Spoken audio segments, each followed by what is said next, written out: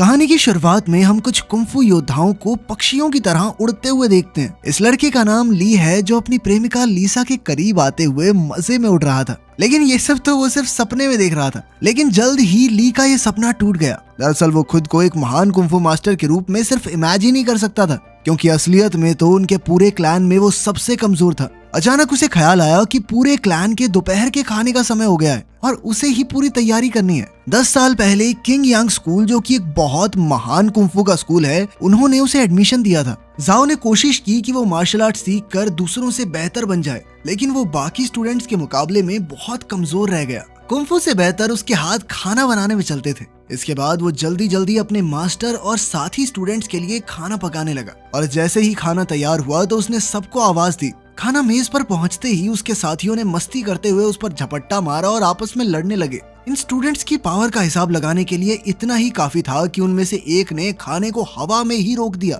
थोड़ी देर बाद मास्टर की पत्नी सुरु आई और उसने हमला करके उसे जमीन पर गिरा दिया। फिर जब मास्टर की एंट्री हुई तो सभी एकदम डिसिप्लिन में शांति से बैठ गए। स्टूडेंट्स को अब सिर्फ नॉर्मल चावल खाने पड़े, क्योंकि ली के तैयार किए हुए खाने को तो वो बर्बाद कर चुके थे।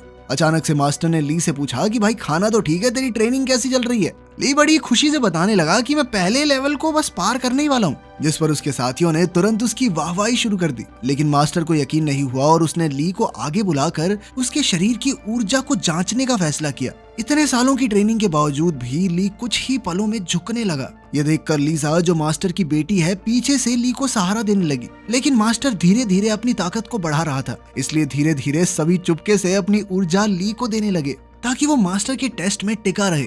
लेकिन मास्टर को उनकी ये चाल समझ आ गई और उन्होंने एक ही झटके में सबको हवा में उछाल दिया। इसके बाद उन्होंने ली को पहला लेवल क्लियर करने में नाकामयाब बताया। इसके बाद हम देखते हैं कि लीसा चुपके से उसकी ट्रेनिंग में मदद करती थी। उन्हें छुप छुपा कर करना पड़ता था, क्योंकि किंग यांग स्कूल में किसी दूसरे मास्टर से सीखना अलाउड ही नहीं था। इस नियम को तोड़ने पर या तो उन्हें निकाला जा सकता है या फिर 10 साल के लिए एक दीवार की तरफ बैठ के मेडिटेशन करो। खैर, ली इस बार लेवल 1 की ट्रेनिंग पूरी करने ही वाला था कि तभी अचानक उसके गले में पहने हुए लॉकेट में से रोशनी निकलने लगी और अचानक से वो नीचे गिर पड़ा। लीसा ने बताया कि उसे ऐसा महसूस हुआ जैसे ली के शरीर के अंदर दो ताकतें आपस में लड़ रही हों, पर दोनों ने ही इस बात पर ज्यादा ना सोचते हुए आगे बढ़ने का फैसला किया। ली ने बताया कि 10 साल पहले उसके माँ बाप को डीमन किंग ने मार डाला था। उस हमले में उनका पूरा गांव तबाह हो गया, जिस पर लीसा ने सोचा कि अगर वो उसे उसी जगह पर ले जाए तो शायद उसका मन हल्का हो सकता है। असलियत में बिना परमिशन लिए वो स्कूल को छोड़कर बाहर नहीं जा सकते थे, लेकिन उन दोनों ने इस बारे में थोड़ा सोचा और चुपचाप वहां से खिसक लिए। वो जल्द ही उस सुनसान गांव में पहुंचे। वहां पहुंचते ही ली को उस दिन की याद आई जब पूरा गांव नष्ट हो गया था। ली और उसका दोस्त जिन यू घर लौट रहे थे कि तभी उन्होंने पूरे गांव को बिजली और तेज रोशनी से घिरा हुआ देखा। तभी अचानक उनके सामने से मुखौटा पहने हुए एक आदमी गांव के सबसे ताकतवर मार्शल आर्टिस्ट का पीछा कर रहा था। ली और जिन यू इस लड़ाई के बीच में फंसकर बेहोश हो गए। जब ली को होश आया तो लड़ाई अब भी चल रही थी। वो आदमी जिसने मुखौटा पहना हुआ था हार रहा था, लेकिन तभी उसने ली को वहां खड़े देख लिया। उसने ली पर हमला करके उसके कपड़ों में एक जहरीला कीड़ा छुपा दिया, और जैसे ही उनके गांव का वो ताकतवर योद्धा उसे बचाने के लिए आया तो ली को पकड़ते ही उस कीड़े ने उस योद्धा को काट लिया। लेकिन उस कीड़े का जहर भी मास्टर को मार नहीं सका, बल्कि उन्होंने उस शख्स को पीट कर भगा दिया। एक जोरदार धमाके के बाद ली और जिन यू ने जब गांव में लौटकर देखा तो उनको सभी लोग मरे हुए मिले। दुख के मारे वो दोनों रोते रहे।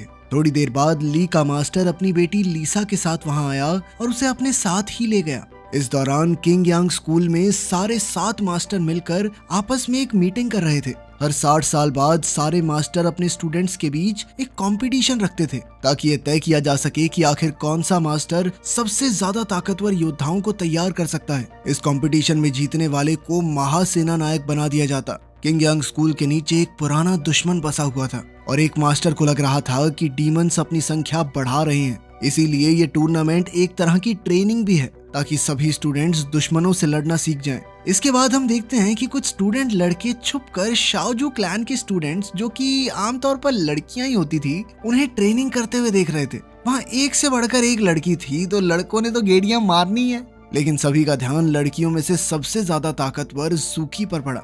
जैसे ही वो सामने आई, सभी लड़के एक दूसरे के ऊपर चढ़ के उसे देखने की कोशिश करने लगे और इसी धक्का मुक्की में ली छुपने की जगह से बाहर आ गिरा, जिसके बाद सभी लड़कियों ने उसे घेर कर बंदी बना लिया। बाकी लड़के तो निकल गए, पर बेचारे ली को ज़ूकी ने चट्टान से लटका दिया उसने ली को रस्सी से बांधकर कई फीट ऊपर से नीचे फेंक दिया और आखिर में सजा के तौर पर उसके शरीर में बहुत सारे खुजली वाले कीड़े डाल दिए। ये कीड़े बहुत ज्यादा छोटे थे और इन्हें निकालना बहुत मुश्किल। ली के दोस्तों ने कीड़े निकालने की बहुत कोशिश की लेकिन वो बहुत ज्यादा थे, तो उन्होंने सोचा कि ली को गर्म बर्तन में बंद कर देते हैं। किस्मत से सही समय पर लीजा वहां पहुंच गई और उसे बचा लिया। उसने उसे बर्तन से बाहर निकाला और खुद उसका इलाज करने लगी। ली तो पहले ही मन उसे बहुत पसंद करता था और उसकी इस हरकत को देखकर तो उसका प्यार और ज्यादा बढ़ गया। उसने सोच लिया कि वो मेहनत करेगा, ताकतवर बनेगा और फिर जाके कभी अपना प्यार जाहिर करेगा।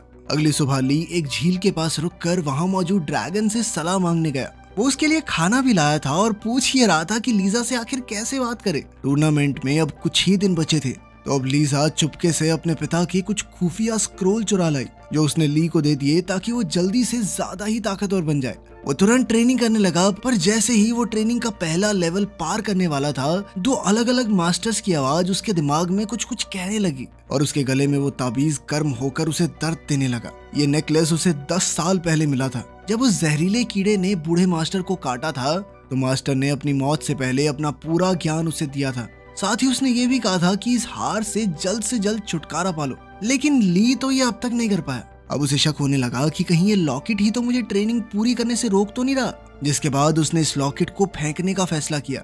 वो सबसे ऊंची चट्टान पर गया और अब वो लॉकेट फेंकना चाहता था, लेकिन एक बंदर उसे छीनने के लिए वहां आ गया। ली तुरंत वहां से भागा, लेकिन बंदर उस पर लगातार पत्थर फेंकता रहा। अंत में ली नदी में गिर गया। वो ऊपर तैरने लगा, पर पत्थर उसे और गहरा खींच रहा था। नीचे कुछ रहस्यमयी सी चमकती हुई रोशनी दिख रही थी, लेकिन जाने से पहले पत्थर ने अपनी दिशा बदल दी और उसे वापस ऊपर ले आया। बंदर ने वो लॉकेट चुराने के लिए उसके हाथ पर काट लिया, जिसके बाद ली ने उसे दूर धकेल दिया। जैसे ही ली का खून उस लॉकेट पर लगा तो झील के नीचे से एक छड़ी बाहर आई। आसमान में अंधेरा छा गया और अब वो छड़ी हवा में तैर रही थी। ली के गले का वो लॉकेट अब अचानक से दोबारा बहुत ज्यादा गर्म होने लगा, जिसके बाद जल्द ही वो जाकर छड़ी के साथ पूरी तरह फ्यूज हो गया, मानो ये हमेशा से एक ही चीज हो। सभी सातों मास्टर आसमान को इस तरह देखकर हैरान रह गए। वो समझ गए थे कि ब्लड सकिंग पर्ल नाम का एक खतरनाक हथियार फिर से जाग उठा है। ये ब्लड सकिंग पर्ल असल में डीमन किंग का हथियार था, जो उससे छीन कर कहीं कैद कर दिया गया और तभी से डीमन किंग उसे ढूंढ रहा है। अब जब ये छड़ी फिर से प्रकट हुई है तो हो सकता है कि वो धरती से बाहर आकर इसे हासिल करने की कोशिश करे। इसके बाद छड़ी अचानक से ली के पास चली गई। उसने बंदर को बचाया और वहां से जाने ही वाला था कि तभी मुखौटा पहने हुए एक औरत आई और छड़ी छीनने की कोशिश करने लगी। ली को ज्यादा लड़ना तो नहीं आता था, लेकिन वो उस लड़की को जैसे तैसे संभालता रहा जब तक जूकी और लीसा ने वहां पहुंचकर उस अजनबी को भगा नहीं दिया। थोड़ी देर बाद जब ली लीसा को सब कुछ समझा रहा था तो उसने देखा कि काटने का निशान उसके हाथ से गायब हो गया। उस रात वो अजनबी औरत एक बार फिर से ली के कमरे में वो छड़ी चुराने आई, लेकिन मुसीबत तो तब शुरू हुई जब वो छड़ी लेकर जाने लगी। छड़ी अब न जाने कैसे अपने नए मालिक से चिपक चुकी थी, जिसके बाद लड़की ने सोचा कि इसको मार के छड़ी हासिल कर लेती हूँ, लेकिन छड़ी ने ली की रक्षा करते हुए उस लड़की को बेहोश कर दिया। अगली सुबह ली उसे अपने बिस्तर पर देखकर घबरा गया। वो उलझन में था, लेकिन उस औरत ने कहा कि तुमने मेरे साथ कल रात को सब कुछ कर लिया, अब मुझे कम से कम ये छड़ी तो दे दो। ली उसकी बातों में आकर वो छड़ी देना चाहता था, पर छड़ी हर बार उसके पास वापस आ जाती। परेशान होकर वो लड़की बिना कुछ बोले वहां से निकल गई। जल्द ही हमें पता चला कि वो छड़ी तो ली से बात भी कर सकती थी। अगले दिन दूसरे मास्टर्स के स्टूडेंट्स भी स्कूल में पहुंच गए और अब टूर्नामेंट जल्द ही शुरू होगा। उनमें से एक ली का पुराना दोस्त था, जो एक दूसरे मास्टर के पास ट्रेनिंग करके एक बहुत ताकतवर योद्धा बन चुका था। जब उसे पता चला कि 10 साल बाद भी ली ट्रेनिंग का पहला पड़ाव पार नहीं कर पाया, तो वो कहने लगा कि भाई तेरा मास्टर ही बेकार है, उसने तुझे ठीक से सिखाया ही नहीं होगा। एक दिन ली अपना कुछ काम कर रहा था जब उसने याओ को फूलों के खेत में देखा। वो चिल्लाकर उससे बोला कि फूल मत तोड़ना, उनको दर्द होगा, ठीक है।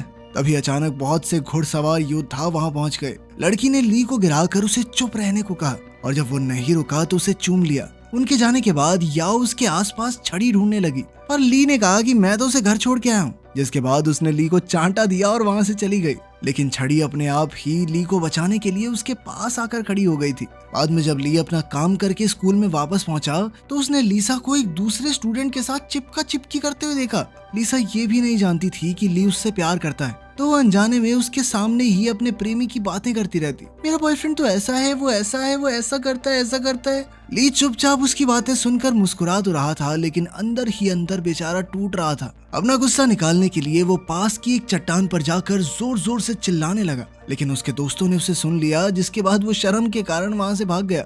भागते हुए उसे कुछ लोग उसका पीछा करते दिखे। तभी याओ उससे मिली। दोनों एक गुफा में छुप गए, जहाँ ली ने उस लड़की से सवाल किए। वो अपने मास्टर से छुप रही थी क्योंकि उसने एक नियम तोड़ा था। बातें करते वक्त वो कई बार छड़ी को छीनना चाहती थी, लेकिन उसका बस नहीं चला। गुस्से में आकर उसने अपना हथियार निकाला, लेकिन इससे पहले कि वो हमला करती, छड़ी ने खतरा महसूस करके उसे बेहोश कर दिया। ली को कुछ समझ नहीं आ रहा था, लेकिन वो तो उससे अच्छे से पेश आया। फिर कुछ देर बाद वो खाना लेने बाहर गया। वापस आया तो उसने देखा कि लड़की कुछ पका रही थी। पहले पहले उसे लगा कि कहीं उसने उसका बंदर तो नहीं पका दिया, लेकिन वो तो जला हुआ खरगोश था। जिसके बाद ली ने एक और खरगोश को छड़ी पर पकाया। लड़की ने उसे चख कर कहा कि उसे अपनी माँ के पकाए हुए गोश्त की याद आ गई। ली के मन में ज्यादा चालाकी नहीं थी और ये देखकर लड़की ने उसे अपनी माँ की मौत और एक ऐसी जगह पर जीने की इच्छा जाहिर की जहाँ उनको कोई ना ढूंढ पाए। आखिरकार टूर्नामेंट का दिन आ ही गया। हर मास्टर के 7 स्टूडेंट्स को चुना गया था, जो आपस में लड़कर फैसला करेंगे कि आखिर नंबर 1 कौन है। इस टूर्नामेंट में अब टोटल 49 स्टूडेंट्स थे, तो ये फैसला किया गया कि जिसके हाथ में भी नंबर 1 बॉल आएगी वो सीधा अगले पड़ाव में पहुंच जाएगा। जैसे ही बॉल्स को हवा में छोड़ा गया, सब उड़ उड़ कर उन्हें पकड़ने लगे। एक मास्टर ने देखा कि ली अकेला ऐसा स्टूडेंट था जो उड़ा नहीं। सब उस पर हंसने लगे क्योंकि वो तो कुंफू में इतनी आगे तक पहुंचा ही नहीं था। इससे पहले कि ली जमीन पर पड़ी हुई बॉल उठाता, जूकी ने चुपके से बॉल बदल दी। इससे ली को नंबर 1 वाली बॉल मिल गई। ली सोच में पड़ गया और जब उसने जूकी का शुक्रिया अदा किया तो जूकी कहने लगी कि वो यहाँ लड़ने आई है, बिना लड़े आगे बढ़ने में उसे कोई इंटरेस्ट नहीं है। तो मैंने ये अपने लिए किया है, तुम्हारे लिए नहीं। टूर्नामेंट शुरू हुआ और 31 स्टूडेंट तो पहले दौर में ही बाहर हो गए। शाम को हम देखते हैं कि जूकी अभी भी ट्रेनिंग कर रही थी। वो काफी थकी हुई थी और अब तो बीमार लग रही थी। उसके मास्टर ने उसे आराम करने को कहा, लेकिन जूकी का कहना था कि वो किसी भी हालत में जीतना चाहती है, क्योंकि उसकी मास्टर कमजोर हो रही थी और वो नहीं जानती कि दूसरे मास्टर उसे इस तरह समझें। दूसरे पड़ाव में तो जूकी ने अपने ओपोनेंट को बिना तलवार चलाए हरा दिया। उसे देखकर तो अब सभी घबराने लगे थे। अब ली की बारी आई और उसके दोस्त उसे देखने आए थे। सभी ने उसे हल्के में लिया, पर ली ने बड़ी ही आसानी से विरोधियों को हराया। लड़ाई के दौरान उसकी आंखों के सामने थोड़ी धूल आ गई और इसी दौरान छड़ी ने खुद ब खुद अपने ओपोनेंट को हरा दिया। जब ली खाना खाने आया तो सभी उदास थे, लेकिन फिर ली ने बताया कि मैंने तो कर लिया क्वालिफाई। उसकी बात सुनकर सभी दंग रह गए। अगले राउंड में उसका मुकाबला अपने बचपन के दोस्त जिंग यू से था। जिंग यू को लग रहा था कि ली उससे बहुत ज्यादा कमजोर है, तो उसने उसे पहले वार करने का मौका दिया, पर छड़ी ने जोरदार हमला करके जिंग यू को हरा दिया। जिंग यू गुस्से में कहने लगा कि तूने अपनी ताकत छुपा के धोखा दिया मुझे, ये ठीक नहीं किया तूने। वो इस बात से इतना गुस्सा हो गया कि ली के साथ दोस्ती तोड़ के ही चला गया। रात को ली का बंदर उसे उन्हीं महिला योद्धाओं के इलाके में ले गया, जहाँ जूकी नदी किनारे बेहोश पड़ी थी। ली ने उसे उठाया और देखा कि वो काफी कमजोर हो गई थी। उसने जूकी को सलाह दी कि टूर्नामेंट छोड़ दो, पर जूकी ने कहा कि वो किसी भी हालत में इस टूर्नामेंट को जीत कर ही रहेगी। अगले दिन सभी स्टूडेंट्स और उनके मास्टर्स ली और जूकी के फाइनल मुकाबले के लिए जमा हुए, लेकिन आज ली के पास अपनी छड़ी नहीं थी, क्योंकि कल जिंग यू के गुस्सा करने के बाद उसे बहुत बुरा लगा और उसने छड़ी को ही फेंक दिया। छड़ी के बिना ली शुरुआत में ही बहुत घायल हो गया, लेकिन जब जूकी ने उसे सरेंडर करने को कहा तो वो नहीं माना। वो अपनी आखिरी सांस तक लड़ने को तैयार था, क्योंकि सभी लोग हमेशा उसे नाकारा समझते थे। टूर्नामेंट को खत्म करने के लिए जूकी ने अपनी तलवार निकाली, पर अचानक से छड़ी लौट आई, क्योंकि वो अपने मालिक को मरते हुए नहीं देख सकती थी। छड़ी को छूते ही ली के घाव तुरंत ही भर गए। इसके बाद छड़ी एक के बाद एक जूकी पर जबरदस्त हमले करने लगी, पर ली ने जूकी की नाक से खून बहता देखकर उसे रोक दिया। उनकी इस लड़ाई के बीच में डिमोनिक क्लैन वहां पहुंच गया। कई सारे स्टूडेंट्स एक बच्चे की चीख सुनकर जंगल की तरफ गए, लेकिन वो डीमंस का बिछाया हुआ एक जाल था। एक पपेट मास्टर ने उन्हें अपने काबू में करके एक दूसरे को मारने पर मजबूर कर दिया। अब कई राक्षस धरती के नीचे से निकलकर स्टूडेंट्स को मारने लगे, ताकि डीमन किंग के स्कूल में आने का रास्ता साफ हो जाए। खैर, सभी 7 मास्टर्स ने ली की छड़ी को पहचान लिया और वो समझ गए कि यही डीमन किंग का वो खास हथियार ब्लड सकिंग पर्ल है। छड़ी को छीनकर ली को कैद कर दिया गया। उन्हें शक था कि ली ने शायद किसी काले जादू की ट्रेनिंग ली है, पर उसके मास्टर ने कहा कि 10 साल हो गए स्कूल से बाहर नहीं गया लड़का। तभी एक स्टूडेंट वहां दौड़ते हुए आया और उन्हें जंगल के हादसे के बारे में बताया। इसके बाद सभी समझ गए कि ली ने कोई गड़बड़ नहीं की, क्योंकि वो तो कैद में पड़ा है। फिर भी उन्होंने ली और छड़ी को बंद ही रखा और जांच करने निकले। याओ मौका देखकर ली को छुड़ाने के लिए पहुंची, लेकिन वो वहां से भागना ही नहीं चाहता था क्योंकि उसे डर था कि अगर वो भागा तो सारा इल्जाम उसके ऊपर आ जाएगा। लेकिन फिर याओ को उसे बेहोश करके वहां से ले जाना पड़ा। छड़ी ली को बचाने के लिए सामने आई तो याओ ने उसे समझाया कि मैं तेरे मास्टर को कुछ नहीं कर रही, मैं तो उसे बचाने आई हूँ। जिसके बाद छड़ी भी याओ की मदद करने लगी, लेकिन याओ झूठ बोल रही थी और वो उसे अपने पिता के पास ले गई जो डीमन मास्टर निकला। डीमन मास्टर ने ली को देखते ही हमला किया, लेकिन याओ ने बीच में आकर अपने पिता का मुकाबला किया। वो चाहती थी कि उसके पिता ली को सिखाएं ना कि मार डालें। उसने ली को बचाने की कोशिश तो की, लेकिन वो अपने पिता की शक्ति के सामने ज्यादा देर टिक नहीं पाई। ली अकेला था तो उसने अपनी छड़ी पर ही भरोसा रखा। वो सभी 7 मास्टर्स के वहां पहुंचने तक डीमन मास्टर का मुकाबला करता रहा। डीमन मास्टर बहुत ज्यादा ताकतवर था और उसका मुकाबला करने के लिए 7 मास्टर्स ने अपनी शक्तियों को जोड़कर हमला किया।